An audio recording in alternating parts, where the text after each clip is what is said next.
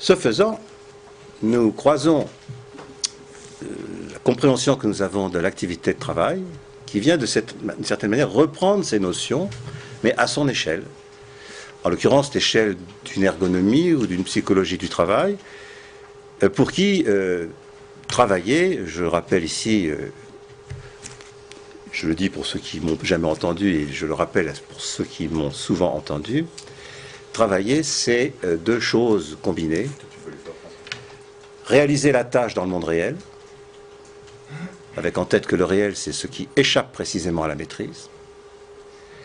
Ici, l'idée qui nous intéresse, c'est que le travail participe plus d'une logique de la mission que d'une logique du projet, c'est-à-dire résonne plus dans le monde tel qu'il est, plutôt que comme dans le projet, dans le monde tel qu'on l'a dimensionné et arrêté, en laissant de côté justement ce qui sortirait du projet. Ça, c'est très important par rapport au métier de l'intervention. Et dans l'activité, ce qui est donc fondamental, c'est plus le crédit, cette question de la confiance, que le strict contrat dont il s'agirait de respecter la lettre. Ça, c'est la première dimension du travail, se réaliser dans le monde réel, et puis, c'est en même temps se réaliser dans l'espace subjectif. J'insiste là-dessus parce qu'on y reviendra en revenant sur certaines notions, mais j'insiste beaucoup, moi, parce que je sais qu'il y a beaucoup d'ergonomes aujourd'hui dans la salle. Cette question est au cœur des disputes internes à l'ergonomie. Et j'y suis très sensible parce que pour toute une partie de l'ergonomie, je dirais l'ergonomie dominante, le mainstream, ça n'est que le premier item qui est vrai. Le second n'est pas présent dans ce que l'ergonomie a à regarder. On s'intéresse en majorité dans l'ergonomie dominante qu'à l'hypothèse d'une activité qui ne déroge à la tâche que parce que le monde n'est pas comme il était prévu qu'il soit. Et on met de côté le fait que dans l'activité, il se réalise, je dirais, encore plus comme enjeu de se réaliser. C'est-à-dire c'est la dimension de la subjectivité dans l'activité qui est loin de faire consensus en ergonomie. Et si on met ces deux dimensions ensemble, on a évidemment d'abord la reprise de l'idée que travailler, c'est toujours l'expérience d'un risque, et que l'enjeu de la performance, c'est le réglage santé-efficacité, qui se joue sur une question de confiance, que je donnerai ainsi, c'est-à-dire la capacité de l'activité de rester fidèle à ce qui fait du bien. C'est l'enjeu de santé. Faire du bien, ce qui est sain, fait du bien à soi, aux autres, à l'entreprise, à la société, au monde. On imagine évidemment la difficulté étant de faire du bien à tout le monde. Mais c'est précisément ce réglage de la diversité des dimensions qui appellent du bien qui est au cœur du métier. Ce faisant, la confiance dépend de la capacité d'ancrage de la projection subjective dans la projection stratégique. Comment ce que l'entreprise projette, fait place, accueille, est compatible, reconnaît ou se refuse à la projection symbolique, c'est-à-dire à la projection subjective, c'est-à-dire précisément à l'occasion pour l'activité d'être le moyen de la réalisation de soi. C'est la question de l'accordement des registres, fondamentalement les registres de la culture et du fonctionnement, de la santé et de l'efficacité. On peut multiplier, d'une certaine manière à l'envi, les couples sur lesquels se construit cet ajustement, dont je répète que de mon point de vue, c'est ça qui est le cœur du dispositif ergonomique.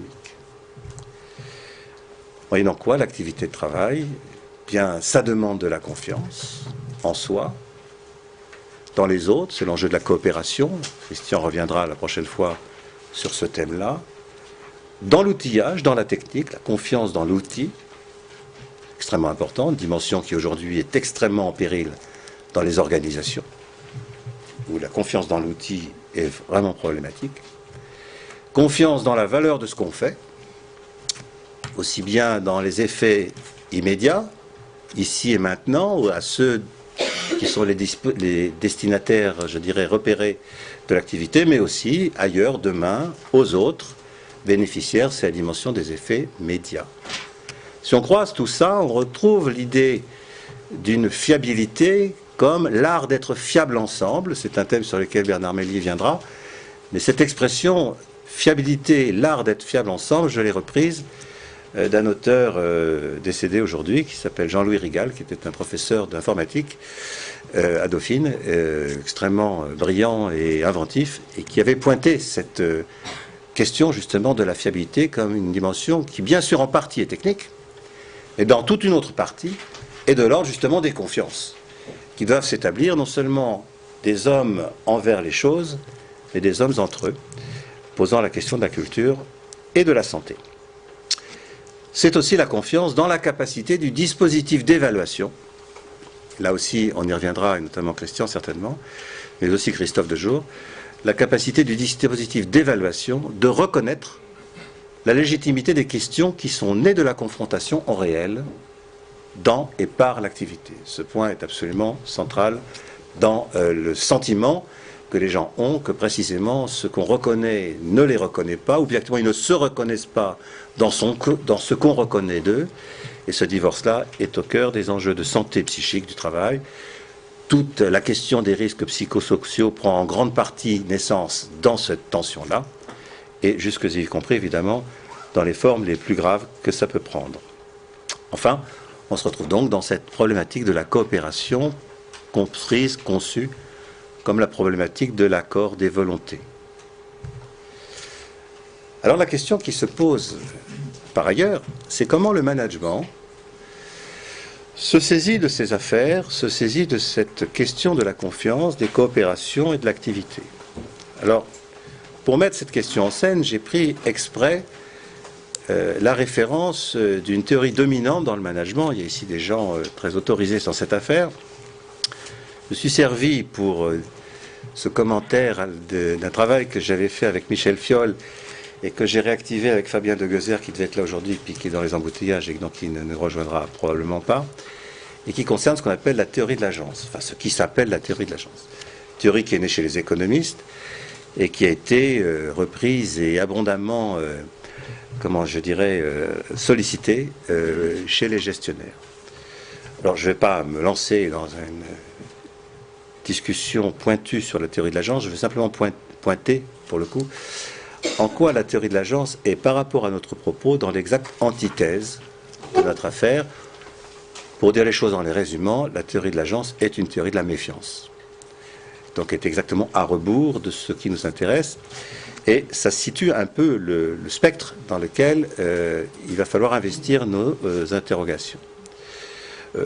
La relation d'agence, au sens donc des auteurs Jensen et Meklin qui ont été donc à la source de ces affaires-là, la relation de l'agence, c'est une relation entre un mandant, ce qu'on appelle un principal dans la théorie, et un mandataire qu'on appelle agent, et qui porte sur une délégation de la décision.